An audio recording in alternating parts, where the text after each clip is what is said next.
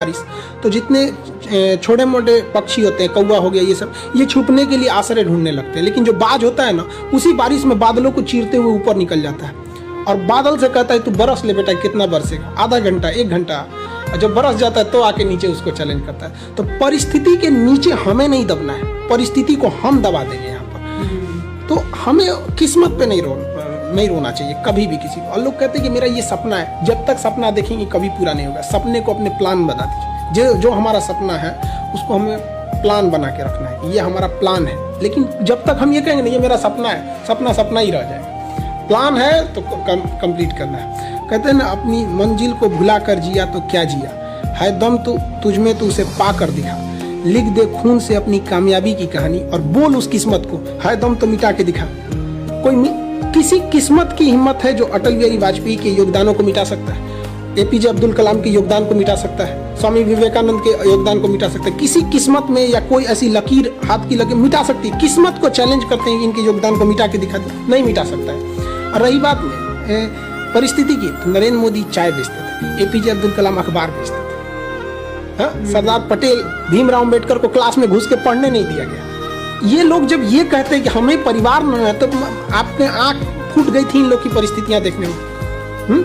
परिस्थिति किसी को नहीं रोकती है। हम जब तक परिस्थिति के आगे नहीं हार सकते हैं तब तक परिस्थिति हमें नहीं हरा सकती है। इस दुनिया, रही बात करते हैं कोई हमारा साथ नहीं देता है, दुनिया में कोई किसी का साथ नहीं देता है। दुनिया में हम today is the result of our own past action and whatever we wish to be in future it depend on our present activity. हम क्या हैं ये कुछ नहीं, हमारा आज जो है हमारे पीछे किए गए कल का आज रिजल्ट है। हम कल अगर बदमाशी करेंगे तो आज कोई बहुत बड़े अधिकारी बन के नहीं बैठेंगे। आज कोई स्टूडेंट दिन भर में 4 घंटे यूट्यूब पे वीडियोस देख रहे हैं, गेम खेल रहे हैं और कल को सोचेंगे कि हमारा एग्जाम नहीं निकल रहा है। कैसे निकल जाएगा आपका? जिस वक्त हम सो रहे होते हैं ना, उस वक्त कोई पढ़ रहा होता है। जब बराबरी में मिलेगा तो रौंद के निकल जाएगा वो।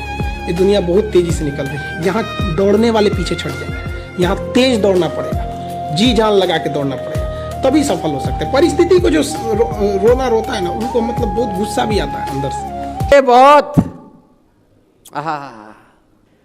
He is very successful because he is very lucky.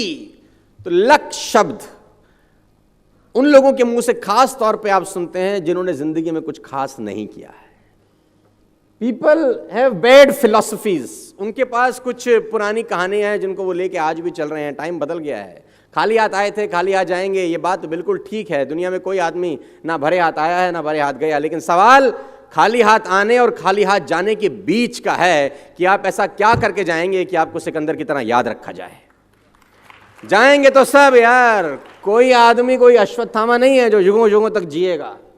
सबने जाना है, खाली हाथ ही आया था खाली हाथ ही जाएगा। लेकिन याद सिकंदर को ही क्यों रखा जाता है? क्योंकि उसने कुछ ऐसा किया था कि उसका नाम लिया जाए। तो हम कुछ तो ऐसा करें कि हमारा नाम लिया जाए मरने के बाद। और सवाल तो ये है कि जिंदा भी लोगों का नाम नहीं लिया जा रहा, क्योंकि ऐसा कुछ उन्होंने किया नहीं। तो what is luck all about? तो मैं लक की परिभाषा आपको देता हूं। आप बहुत लकी लोग हैं कि आप इस कैंपस में बैठे हैं, अच्छे लोगों के बीच में बैठे हैं, एक अच्छे माहौल के अंदर बैठे हैं। एक ऊंट और एक ऊंट का बच्चा चिड़ियाघर में, ऊंटनी का जो बच्चा वो अपनी मां ऊंटनी से एक सवाल पूछता है। उसने अपनी मां से पूछा कि माता, ये हमारे पीठ पे कुबड़ क्यों होता है? कुबड़ समझते हैं ना आप? ऊंट की पीठ पे रहता है वो। तो ऊंटनी का बच्चा ने पूछा कि मां, हमारी पीठ पे कुबड़ क्यों होता है? तो मां ने जवाब दिया, बेटा रेगिस्तान में कभी कभी पानी नहीं मिलता बहुत समय तक, तो पानी स्टोर करने के लिए नेचर ने हमको ये कुबड़ दिया है कि हम पानी बहुत सारा एक साथ ड्रिंक कर सकते हैं, इसको सेव सिक्योर कर सकते हैं। अगर हमें बहुत दिन तक पानी ना मिले तो अंदर का वाटर से हम लोग अपनी लाइफ को मेंटेन कर सकें। तो उस बेटे को बात समझ में आ गई। उसने कहा वेरी गुड। तो उसने बोला, माँ हमारे ये पैर इतने बड़े बड़े क्यों हैं, ये पंजे हमारे इतने बड़े बड़े क्यों होते हैं? तो उसकी माँ ने बोला, बेटा रेगिस्तान बहुत लंबा होता है तो दूर तक जाना होता है, तो दूर तक जाने के लिए ईश्वर ने हमको बड़ा पंजा दिया है, बड़े पैर दिए हैं। तो बेटे को बात समझ में आ गई। बेटे ने अब तीसरा सवाल पूछा कि हमारी आंखों के आगे इतने बड़े बड़े बाल क्यों हैं ये? तो उसकी ऊँटनी माँ ने कहा कि बेटा रेगिस्तान में आंधी बहुत चलती है, रेत उड़ती है, तो रेत हमारी आंखों में ना आ जाए इसलिए ईश्वर ने हमको आंखों के आगे हेयर्स दिए, बाल दिए। अब वो जो ऊँटनी का बेटा था उसने चौथा सवाल पूछा और उस चौथे सवाल ने उसकी माँ को चारों खाने चित कर दिया।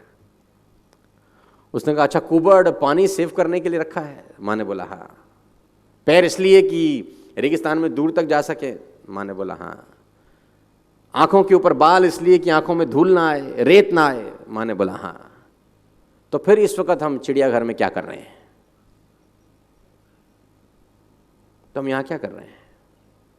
आपके पास कितनी भी क्वालिटीज क्यों ना हो, अगर आप राइट जगह पर नहीं हैं तो आप लकी नहीं हैं।